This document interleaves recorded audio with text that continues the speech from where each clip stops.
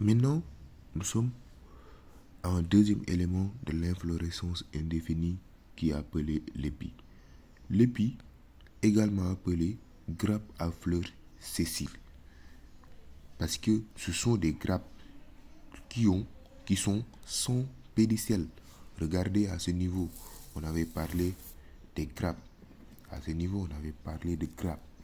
Vous voyez, tous les grappes ici sont formées de pédicelle. Autrement dit, une sorte de tige qui relie la fleur au niveau de l'axe principal.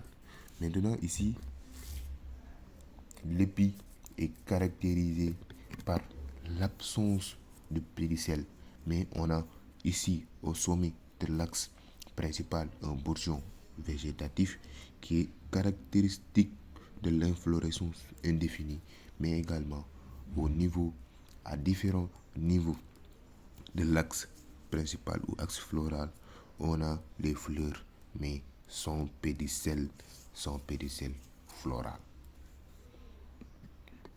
Maintenant, ça, c'est l'épi classique.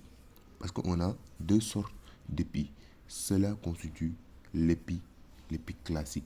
L'épi classique est constitué de l'axe principal ou axe floral avec des fleurs alternance de la gauche vers la droite qui s'alternent de la gauche vers la droite mais sans pédicelle.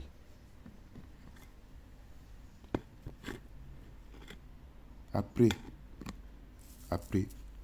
l'épi classique, on va voir l'épier des graminées. L'épier des graminées, c'est un élément toujours de l'épi, mais portant des bractées. On avait parlé de bractées, de feuilles simples. Les bractées sont les feuilles simples du bourgeon floral. Mais ici, les bractées sont appelées les glumes. Au niveau de l'épier des graminées, ce sont des éléments qui dérivent, qui viennent de l'épi, parce que ce sont les éléments de l'épi, mais portant des bractées. Maintenant, ces bractées-là sont appelées les glumes. Ici, je vais un peu. Ici, nous avons le glume inférieur qui est là. Ici, nous avons le glume supérieur qui est là. Ici, on a la hampe florale. Vous pouvez encore l'appeler glume qui est central parce que c'est entre les deux glumes inférieurs qui est là et supérieur qui est là. On l'appelle encore hampe florale.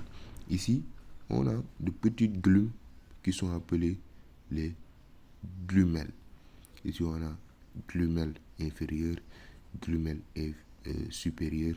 Et là, on a la fleur. Ici, c'est la fleur. Là aussi, c'est la fleur.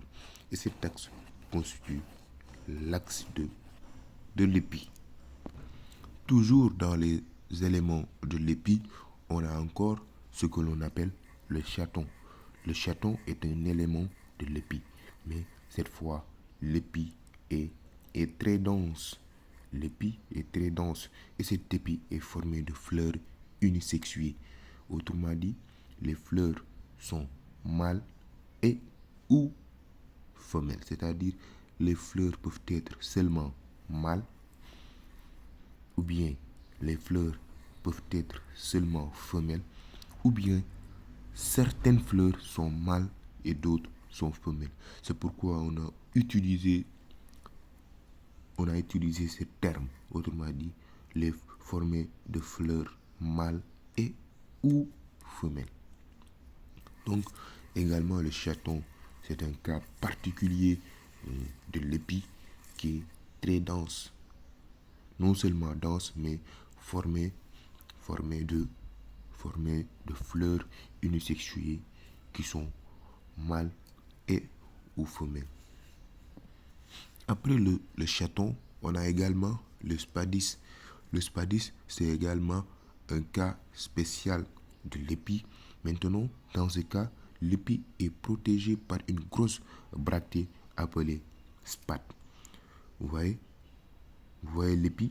L'épi est là, mais est protégé par une grosse, par une grosse bractée. On avait dit que les bractées sont des feuilles, sont des feuilles simplifiées. Maintenant, dans ce cas-là, dans le cas des spadis, le bractée joue le rôle du protecteur de l'épi. C'est ça qu'il faut retenir dans ce cas du spadis. Toujours dans les éléments, on a fini avec les éléments de l'épi. On a parlé de l'épi classique, on a parlé de l'épier germiné, on a parlé du chaton, on a parlé du spadis. Ce sont les 4 éléments de l'épi. Maintenant ici, on a encore le corème. Le corème qui est un élément de l'inflorescence indéfinie. Le corème, c'est quoi? Le corème, c'est une grappe. Qu'est-ce qu'on avait dit à propos des grappes? Le grappe est constitué de pédicelle florale insérée au niveau des pédoncules. C'est ça qu'on avait dit. Mais ici, ici on a toujours les pédicelles. Ici on a toujours les pédicelles. Ici on a toujours les pédicelles. Là on a les pédicelles. Là on a les pédicelles. Donc on a des grappes qui associent les fleurs à l'axe principal. Mais ici, remarquez bien, les fleurs sont dans le même plan horizontal. Regardez bien les fleurs. Par exemple, quand on trace ici une droite, la droite passe par toutes les fleurs. C'est pourquoi on a dit ce sont des grappes dont les fleurs sont dans le même plan. Et ce plan, c'est le plan horizontal. Si vous prenez une règle et que vous tracez ici, vous voyez, toutes les fleurs sont dans le même plan horizontal. C'est pourquoi dans ce cas, on vous parle de corymbe. C'est bon. Quand on vous dit quelle est la différence entre grappe et corymbe, vous dites, au niveau des grappes, on a des pédicilles florales. Au niveau des corymbes, on a des pédicilles florales. Mais au niveau des grappes, les fleurs ne sont pas au niveau du même plan. Alors qu'au niveau du corymbe, les fleurs sont dans le même plan horizontal.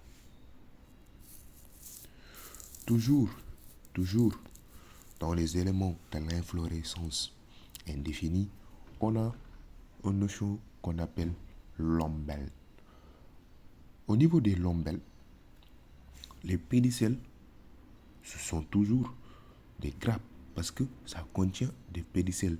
Mais il faut remarquer que les pédicelles sont insérés au même niveau sur le pédoncule. Vous voyez, tous les pédicelles prennent source dans ce point-là, sur ce point. Tous les pédicelles prennent source sur ce point. Hein? N'est-ce pas?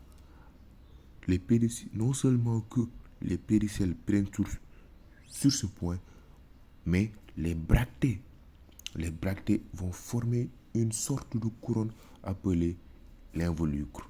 Il faut bien retenir ça. Non seulement les pédicelles floraux prennent source au même niveau sur le pédoncule, mais aussi les bractées vont former une sorte de couronne que l'on appelle l'involucre. Maintenant, chers élèves, nous allons parler du dernière étape de l'inflorescence indéfinie que l'on appelle le capitule. Au niveau du capitule, on a ici le pédoncule. Mais remarquez bien, le réceptacle est très élargi. C'est pourquoi on a dit inflorescence dont l'extrémité du pédoncule est élargie en réceptacle. Maintenant, les bractées forment l'involucre. N'oubliez pas, l'involucre qui était formé auparavant au niveau de l'ombelle. Au niveau de l'ombelle, on avait dit que les bractées forment une sorte de couronne qui est appelée l'involucre.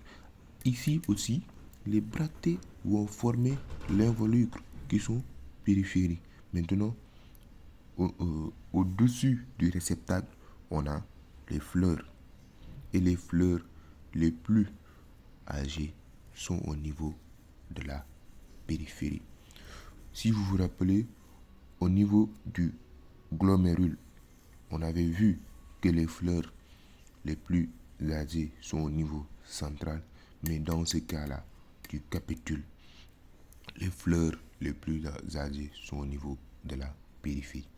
C'est ce qui met fin à l'inflorescence indéfinie avec ces divers éléments.